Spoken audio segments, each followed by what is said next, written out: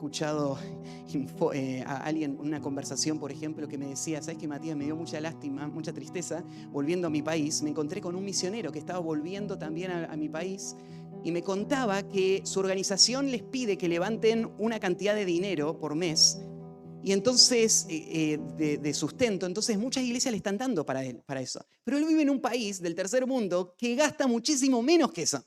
Entonces, suponete que a él le ingresan $5.000 por mes y él gasta $500 por mes. Entonces, este hombre estaba diciendo, muy contento a mi amigo, la verdad es que me fue muy bien en la obra misionera. Hace 10 años que soy misionero y ya junté más de $150.000 con los que me compré una casa. Entonces, estoy muy contento de cómo el Señor me está proveyendo. ¿Y cuál es el problema de eso? ¿Está mal que le manden $5.000 a este hombre por mes? Para nada. ¿Pero para qué le mandan estos $5.000 por mes? ¿Para que él se enriquezca con el dinero que están dando para la obra del Señor? ¿O para que él los pueda usar de una forma fiel y sabia para la tarea para la que él se lo están dando?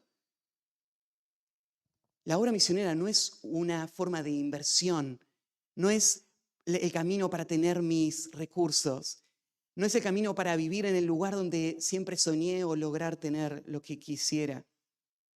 El Señor condena eso, por eso los misioneros no deben cobrar para predicar el Evangelio. Segundo, los misioneros no deben preocuparse por su sustento. Los misioneros no deben preocuparse por su sustento. Miren el versículo 9.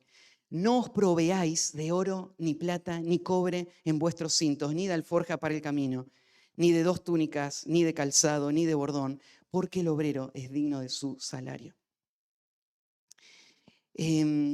Acá el no proveerse significa no juntar, no obtener, no tratar de adquirir estas cosas. Y en esta lista ustedes ven que todas estas cosas tienen que ver con elementos que tienen un valor y que servirían para el intercambio comercial. Tienen oro, plata. Acá la palabra cobre es el material que más se usaba para monedas que se usaban también, como en nuestro tiempo se usan los billetes. Entonces acá cobre tendría que ver con literalmente dinero. Después habla de la alforja para el camino, y esta alforja es la bolsa del viajero, es la mochila o es la bolsa donde se ponían todos los elementos que se necesitaban para el viaje. Ni de 2 túnicas, ni de calzado, ni de bordón. Acá la palabra bordón era un bastón o un palo que se podría usar para protección de animales o para apoyo mientras vas caminando por lugares difíciles. Entonces el bordón era ese palo que llevaba en la mano el viajero también. Entonces fíjate que acá hace una lista de todo esto que uno pensaría, si alguien es enviado, todas estas son las cosas que uno necesita para hacer la tarea, ¿no? Entonces, fíjate que Jesús le dice, no lleven nada de esto. Te llama la atención y tal vez te recuerdes que Jesús va a volver a enviar a sus discípulos más adelante. Y Jesús va a cambiar las pautas. Jesús les va a decir en otro momento a sus discípulos, ¿se acuerdan cuando les dije que no lleven nada? Ahora sí, lleven todo lo que tengan, porque lo van a necesitar. Entonces vos tenés que entender este mandato de no llevar nada como algo circunstancial, era en ese momento. O sea, los discípulos iban a salir por un par de semanas, iban a recorrer. La situación de ese momento era tan urgente que no había tiempo de ponerse a levantar fondos. No había tiempo de salir a recorrer las iglesias, ¿no es cierto?, para juntar los recursos y entonces tener el sustento necesario para poder, ahora sí, salir con todo lo que necesito. No había tiempo para nada de esto. Como no había tiempo para nada de esto, el Señor le dijo, salgan igual. Porque al final el que les va a sostener no es la gente, no son el dinero que ustedes han acumulado, es el Señor mismo. Entonces, lo que está mostrando Jesús acá es un principio en cuanto a la obra misionera. El principio no es los misioneros no tienen que tener ningún ahorro. El principio no es los misioneros no tienen que salir al campo con un sustento garantizado. El principio no es, los misioneros no tendrían que tener 2 pares de zapatos, ¿no es cierto? Como dice acá, o 2 vestidos. Eso no es, eso era específicamente para ese momento. Pero el principio, ¿cuál es? El principio es, los misioneros deben confiar en la provisión de Dios. y deben avanzar en dependencia del Señor, sabiendo de que el mismo que les envió va a cuidar de sus necesidades. Entonces, ellos no están confiando en sus ahorros o en sus ofrendantes. Ellos están confiando en el Señor. Entonces, los misioneros no deben preocuparse por su sustento. En tercer lugar, los misioneros deben ser sustentados por el pueblo de Dios. Y esa es su última expresión que usa al final del versículo, cuando dice que el obrero es digno de su alimento. Jesús se refiere acá al misionero como un trabajador, que un empleado, alguien a quien se le dio una tarea para hacer, y entonces él merece, que es la palabra de acá, ser digno, o sea, es apropiado darle el alimento al misionero. O sea, es verdad que hay muchos que han abusado de los recursos de la obra del Señor para enriquecerse. Eso es condenable. Eso tiene que ser evitado. La iglesia tiene que señalar a estas personas y tiene que disciplinar a personas de esta clase. Tiene que sacarlas del ministerio. Pero esto no quiere decir que dar dinero a los siervos de Dios es algo peligroso. No, es algo necesario. Porque los obreros de Dios también necesitan lo mismo que vos necesitas. O sea, esta persona que se va a ir a otro lugar o que va a estar haciendo la labor misionera también necesita comer, necesita dónde dormir, necesita vestirse. Entonces, vos estás preocupado por esas cosas y es correcto. Vos te estás ocupando, ¿no?, de que tu familia tenga lo necesario para eso. Pero lo que Cristo está diciendo ahora es, tu preocupación no debería ser solo tu familia. Tu preocupación debería ser esta persona que está dedicando el mismo tiempo que vos le estás dedicando a tener tus recursos, lo está dedicando a extender la obra del Señor. Y esa persona también, o sea, no puede comer folleto evangelístico, tiene que comer comida. ¿Y dónde va a venir esa comida? Esa comida va a venir del pueblo de Dios, que va a cuidar de las necesidades, porque lo ve como un obrero, como una persona que está haciendo una tarea que debe ser recompensada, que debe ser pagada.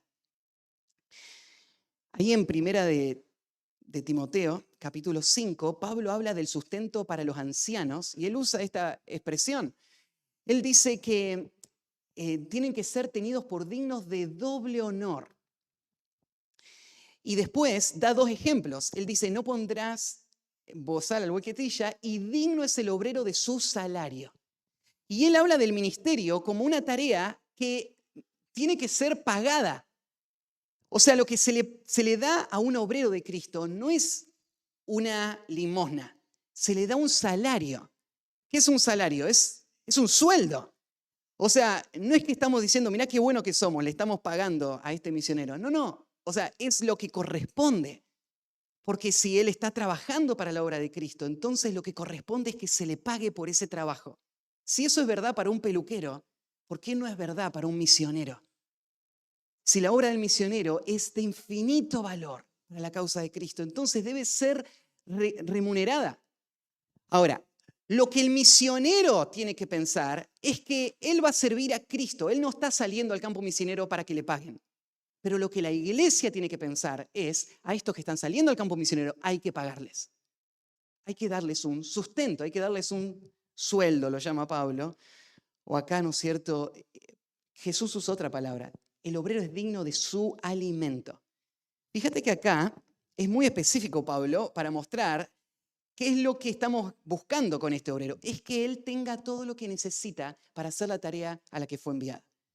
Entonces, queremos que él tenga libertad para hacer el ministerio, entonces le vamos a dar todo lo que necesita. Pero lo que está haciendo un obrero de Cristo no es construyendo su propia seguridad económica o su propio imperio económico. Él está sirviendo a Cristo. Todos sus recursos están enfocados en la obra de Cristo. El dinero que él está teniendo es para comer, no es para otra cosa. Entonces él tiene que ser muy cuidadoso con esto. Ahora, ¿puede haber una persona que le ofrende a un misionero y le diga, mira, a mí me gustaría que tengas una casa y me gustaría que tu casa sea linda, entonces que me gustaría que tenga estas comodidades en tu casa y darle, perfectamente puede hacer todo lo que él considere que va a ayudar a la obra del Señor? Lo que este misionero no puede pensar es que dedicándose a la obra del Señor va a poder construir su propia seguridad económica con los recursos que son para la obra de Cristo. Porque los recursos que son para la obra de Cristo son para que Él coma. Para eso son, no para que Él se desarrolle económicamente como cualquier otra persona en el mundo secular. Él no está viendo un sueldo como algo que le pertenece. Él está viendo el sueldo como algo que le sirve para poder hacer la tarea que el Señor le da para hacer. Entonces, los misioneros deben ser sustentados por el pueblo de Dios. El cuarto lugar, los misioneros deben confiar que Dios les dará el sustento que necesitan.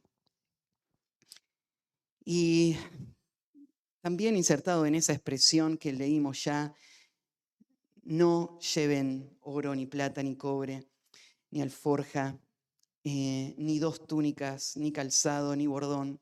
Lo que está mostrando es un hombre que está confiando en la provisión del Señor. Y esto me lleva a pensar en lo siguiente. ¿Qué pasa con un misionero que sale a la obra, pero que el pueblo de Dios no es diligente en cuidarlo? El pueblo de Dios debe cuidarlo, no es opción. Pero la realidad es que la mayoría de las veces esto no sucede. Esto ha sido un problema de la obra misionera desde tiempos inmemorables. Uno de mis libros preferidos se llama El secreto espiritual de Hudson Taylor. Y Hudson Taylor cuenta que cuando él salió a China para empezar con su ministerio, él entendía todos los problemas que había con el sustento de los misioneros. Entonces él aprendió, él quiso ejercitarse en dependencia del Señor. Así que Hudson Taylor, por ejemplo, antes de salir al campo misionero, él trabajaba como un ayudante de medicina. Y el hombre que lo contrataba, el doctor, se olvidaba de pagarle al fin de la semana su sueldo. Y él se propuso no recordarle al médico que le había faltado pagarle.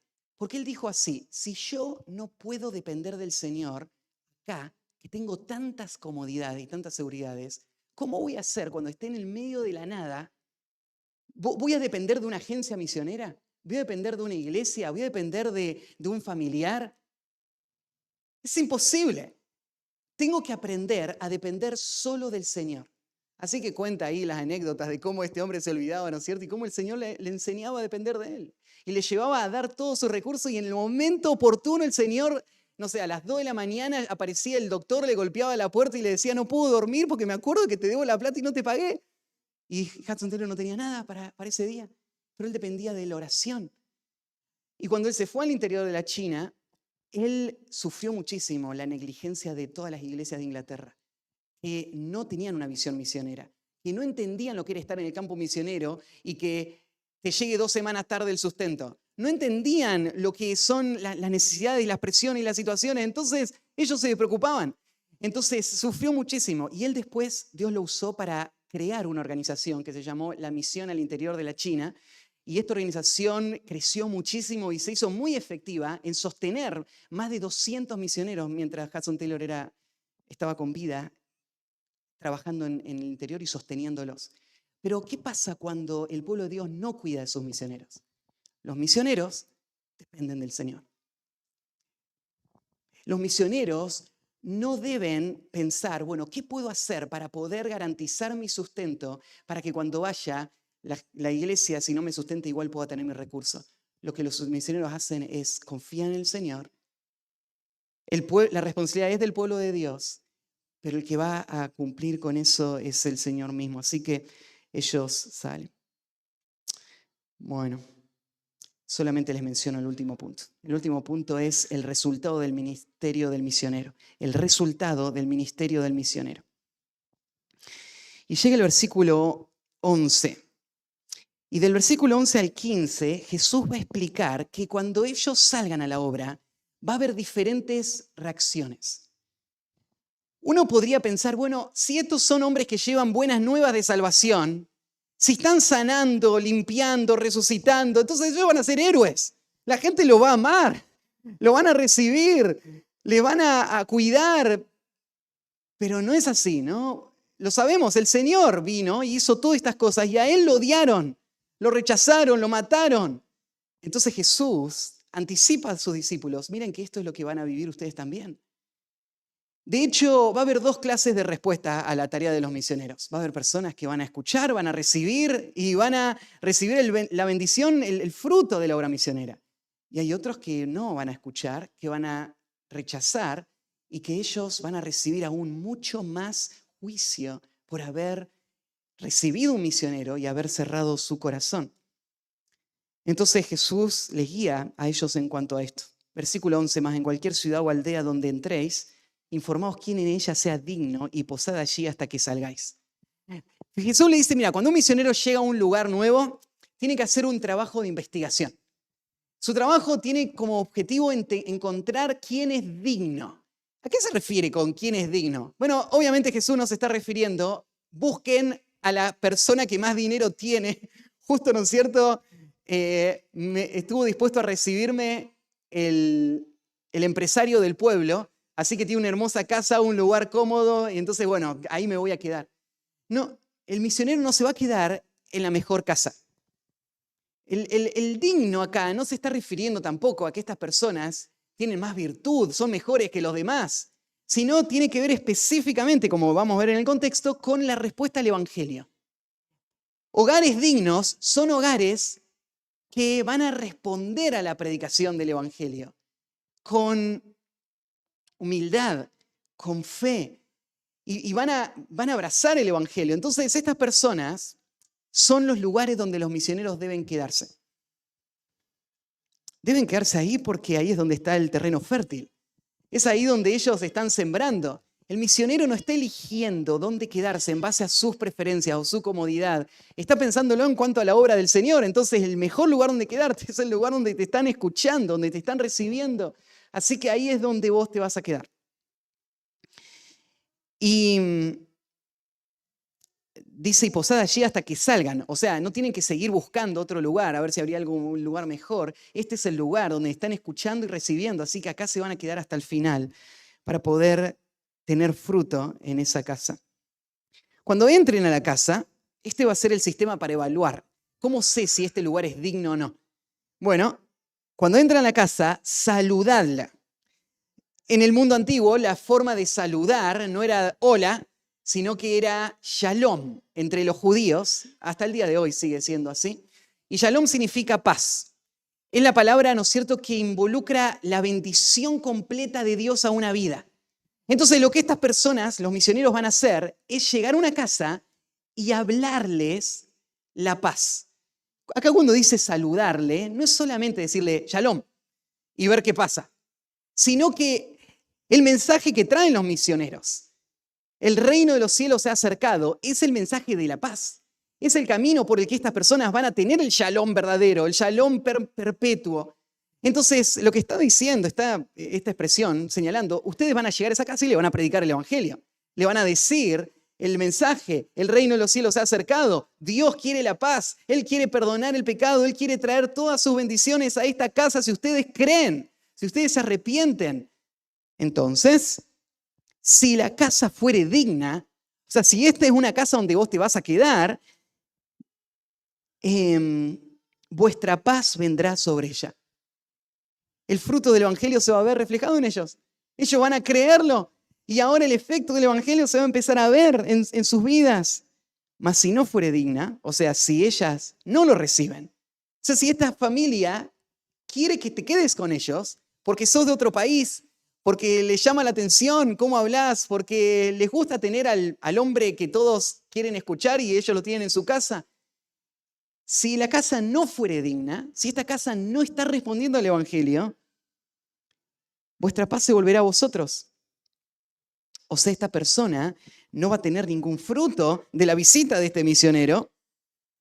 Si alguno no os recibe ni oyere vuestras palabras, salid de aquella casa o ciudad y sacudid el polvo de vuestro pie. Esto ya lo estudiamos cuando Jesús, ¿se acuerdan que habló de no tirar las perlas a los chanchos? Esto es el mismo concepto. El concepto de una resistencia al Evangelio que llega al punto donde esta persona ahora ya no va a estar dentro de mi círculo de prioridad. Yo no voy a gastar tiempo con estas personas, no voy a ir a llevar el Evangelio a estas personas. Más bien lo que voy a hacer es sacudir el polvo de los pies. O sea, dejar todo su pecado con ellos, dejar todo lo que tienen ellos con ellos, no tomar nada de ellos y salir de esa casa o ciudad. Y el versículo 15 es un versículo que trae gran sobriedad a la mente y al corazón. De cierto os digo que en el día del juicio será más tolerable el castigo para la tierra de Sodoma y Gomorra que para aquella ciudad. ¿Entienden? La ciudad de Sodoma y Gomorra eran las ciudades icónicas de la depravación. Quedaron como un referente de lo que pasa con las personas más depravadas de este mundo. Reciben el juicio de Dios. Ahora, lo que está diciendo Jesús acá es que en el infierno, después de que pase cada persona el juicio del gran trono blanco y sean lanzados al infierno, no todos van a estar en el mismo punto de condenación. El sufrimiento, el tormento no va a ser igual para todas las personas.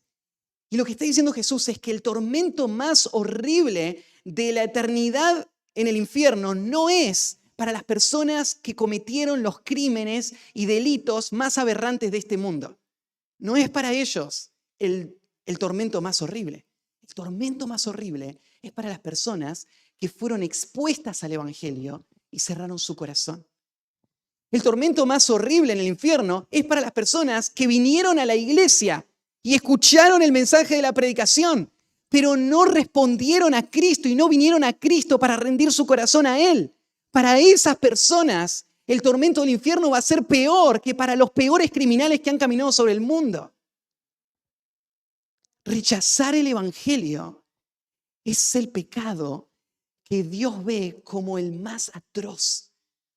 Por eso es que el juicio va a ser el más severo. Por eso los misioneros, cuando están saliendo a predicar, ellos salen con esta conciencia. Nuestro mensaje está produciendo uno de dos frutos. Está haciendo que personas que antes no escuchaban y no entendían y no sabían, ahora entiendan y crean y reciban la paz. O está haciendo que personas solo reciban mayores niveles de condenación el día en que sean echados al tormento eterno. La tarea de un misionero fiel nunca es en vano. Nunca queda sin resultado. Aun cuando nadie responde a él, un resultado produjo. Fue el resultado de crear mayor condenación para los que van a perderse.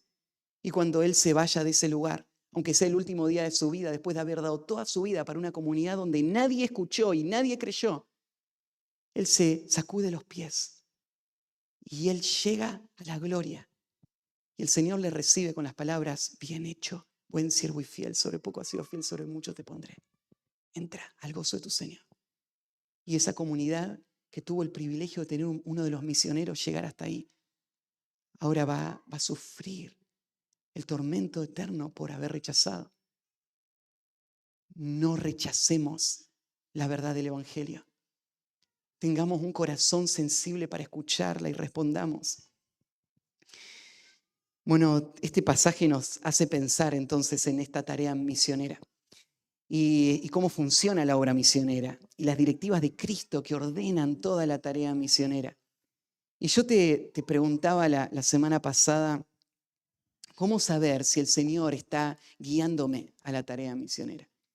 Y es parte de lo que estamos orando y es por lo que estamos rogando constantemente en nuestras familias y acá en la iglesia, rogando que el Señor envíe obreros a su mies. Estas son la clase de obreros que necesitamos.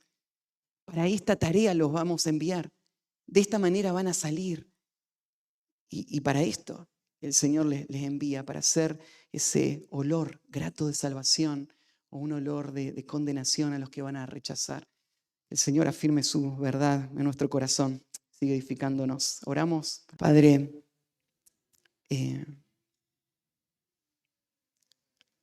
no podemos responder a tu verdad a menos que tu Espíritu traiga la convicción.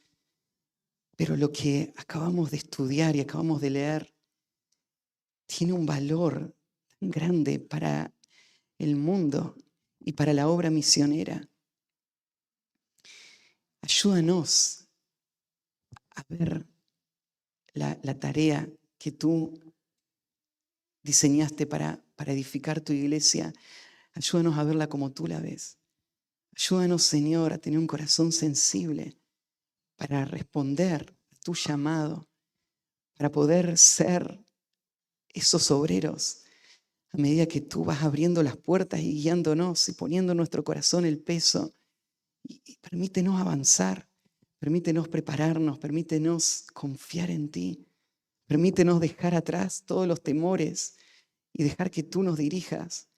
Permítenos abandonar la idolatría, la avaricia, el amor a este mundo y las cosas que hay en este mundo. Permítenos, Señor, entregarnos por tu causa, por amor a los que se pierden, esas ovejas desamparadas que están sin pastor.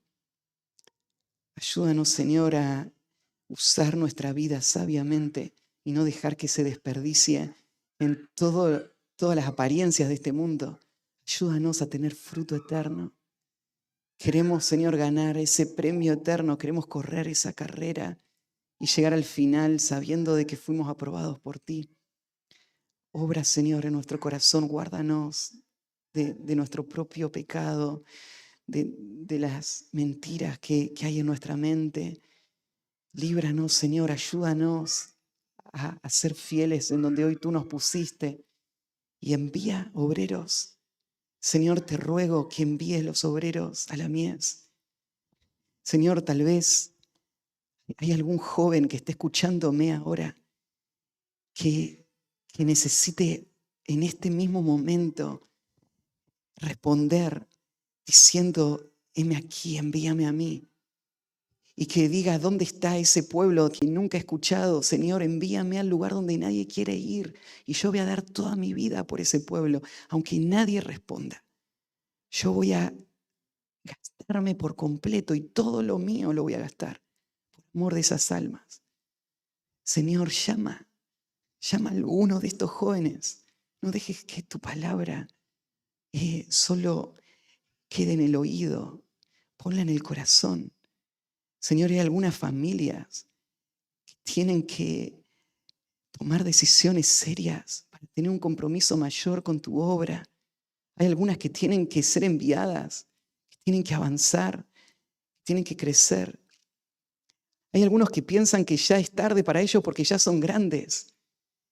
Pero Señor, qué mejor manera de terminar la vida que terminarla en un lugar donde el evangelio se necesita desesperadamente. Envía, Señor, a los ancianos de nuestra iglesia. Envíalos. Señor, envía a los obreros a tu mies, te lo rogamos. Este mes mueve nuestros corazones, mueve las familias. Y Señor, forja el carácter, las habilidades necesarias para que los que van puedan ser útiles en esos lugares. Y te encomendamos todo esto a ti. En el nombre de Cristo Jesús. Amén.